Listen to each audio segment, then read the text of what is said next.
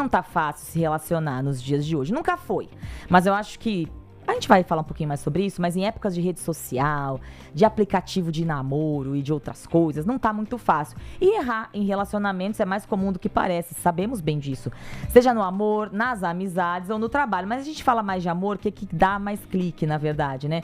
A gente acaba repetindo comportamentos sem perceber, criamos expectativas irreais, desgastamos vínculos importantes. E a gente fala um pouquinho mais sobre isso com a Isa Minatel, psicopedagoga, palestrante e autora dos best-sellers Crianças Sem Limites e Temperamentos Sem Limites.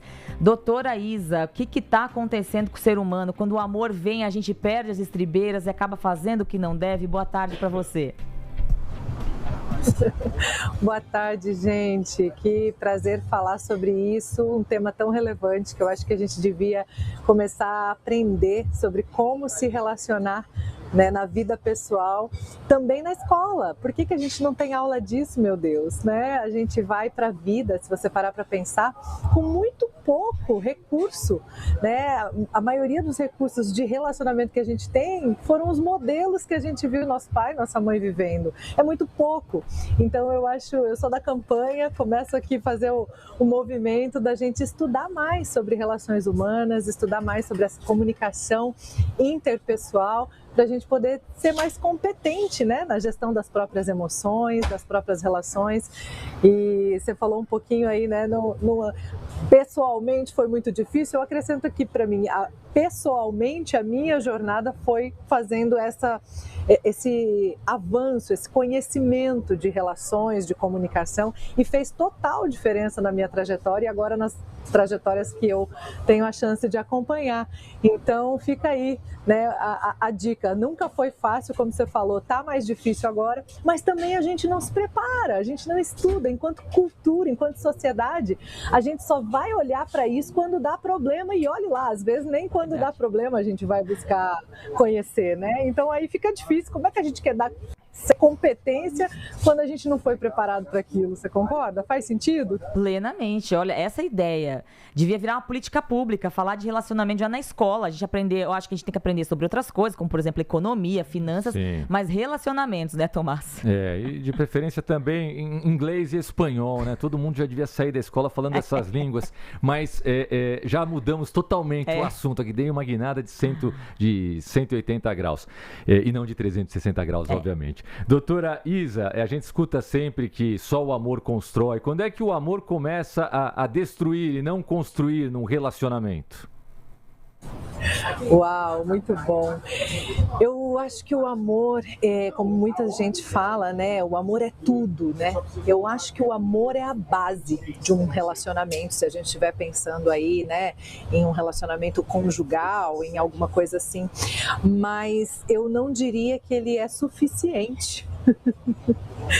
Eu acho que ele, respondendo diretamente a sua pergunta, né, quando é que o amor destrói, eu acho que é quando ele não é maduro, quando a gente tem amores ilusórios, infantis, imaturos, de coisas que a gente não teve a chance de processar, de cuidar, né, da nossa própria vivência. A começar pela definição. Cada um, se você for perguntar o que é o amor, cada um vai dizer de um jeito. Como alguém se sente amado? Cada um vai dizer de um jeito. Então eu acho que, você falou do inglês e do espanhol, eu acho que o amor em si mesmo já tem uma torre de Babel inteira dentro dele, porque eles são muitos idiomas possíveis de amor, né? Então entender o que é amor para mim, como eu me sinto amada, o que eu preciso para estar bem numa relação, o que é o amor para o outro que está comigo, como ele ou ela se sente amado, o que ele ou ela precisam para se sentirem bem, para estarem felizes, né? Eu acho que começa primeiro dessas definições básicas. Caso contrário, se a gente vai de um lugar de imaturidade, de traumas, né? Às vezes a gente sabe o que não quer numa relação. Já reparou isso? Tem gente que vai para uma relação com a clareza do que não quer, mas não sabe o que quer. Mas ela já viveu alguma coisa com o pai, com a mãe, que ela sabe o que não quer, né? Então, quando a gente consegue ir de um lugar de realmente autenticidade, de conseguir não fazer um cabo de guerra para descobrir quem tem razão, a gente começa um processo de construção. Se estiver nesse lugar de cabo de guerra, se estiver nesse lugar de imaturidade ou de trauma, talvez a gente possa dizer que é aí que o amor destrói. Pois é, isso é muito importante que ela disse. Às vezes é mais fácil você saber o que você não quer do que você quer. Fazer aquela listinha, eu não quero alguém assim, assado, etc. Não quero gente assim do meu lado, falando de amizade e de outras coisas também. Mas, Isa, ontem, uma amiga minha que usa esses aplicativos de namoro, nos seus 40 anos, falou o seguinte, que ontem, pela primeira vez, ela conversou com o match dela ali no aplicativo e o match simplesmente chegou pra ela e perguntou o peso dela. Sim, foi isso que ele fez. Perguntou quanto que ela pesava. Como se isso fizesse diferença, porque ela pode pesar X e medir tanto, enfim. Aí eu fiquei pensando nisso, mas ri, porque não acontece com ele essas coisas, acontece mais com mulher. Eu duvido que uma mulher vai perguntar pro cara quanto ele pesa. Ô, meu querido, qual é a circunferência do seu braço? Não, a gente não faz isso, entendeu? Normalmente não faz. Isa, você acha que as redes, essa história aí de aplicativo de namoro, de eu poder ter ali um menu à minha disposição, passar esse eu quero, esse eu não quero, esse eu quero, esse eu não quero. Esses aplicativos têm mais atrapalhado do que ajudado a gente a construir boas relações e encontrar pessoas boas na nossa vida para viver junto, digamos assim? É legal isso que você traz, né? Mas quando a gente para pensar o que a gente está fazendo com as relações e com as pessoas, eu não sei se eu jogaria essa responsabilidade toda para os aplicativos, porque se você parar para pensar, tudo é ferramenta, depende do uso que se faz. Tem histórias lindas de amores que se encontraram nos aplicativos, nos sites de relacionamento também, né?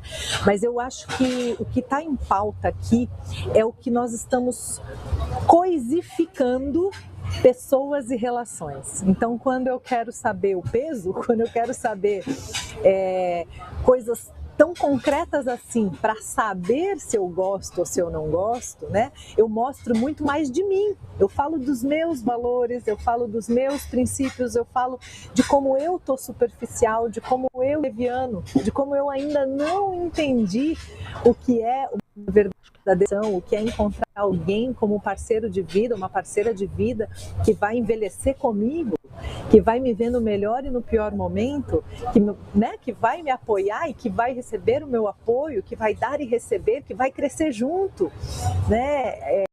Eu acho que a gente especializou demais as relações e as pessoas e a gente está sofrendo com isso. Aí, claro, as sociais, os aplicativos, né? Eles têm parte em dúvida, mas eles também dão muita expressão para isso, que é um fenômeno que está acontecendo com a gente e dentro da gente, né? Então, eu não acho que é o fato de ter os aplicativos que a gente está se tornando assim só. Eu acho que talvez antes deles até a gente de alguma maneira coisificou relações, que se tem uma coisa que relações não são tangíveis, né? São intangíveis, são subjetividades se encontrando, né? Mas aonde está esse espaço para sensibilidade na nossa vida, na nossa educação formal, nas nossas conversas familiares? Onde está esse espaço? Será que nós estamos tendo esse espaço para continuar sensíveis? Ou será que o modo de vida que a gente criou cobra da gente foco no resultado? Beira 2 e 2 sempre são 4. Eu acho que a gente tem todo um movimento aí que nos leva para essa coisa mais objetificada e que é lamentável, né? Porque, como você falou, a gente não se relaciona com este corpo físico, né? O que realmente conta e o encontro que acontece é muito mais de alma, né? Quando ele é verdadeiro, né? Com toda certeza. Olha, eu quero muito agradecer a Isa Minatel, psicopedagoga, palestrante, autora do Temperamentos Sem Limites. Isa, muito obrigada, viu, por esclarecer, por conversar aqui com a gente. Seja sempre muito bem-vinda.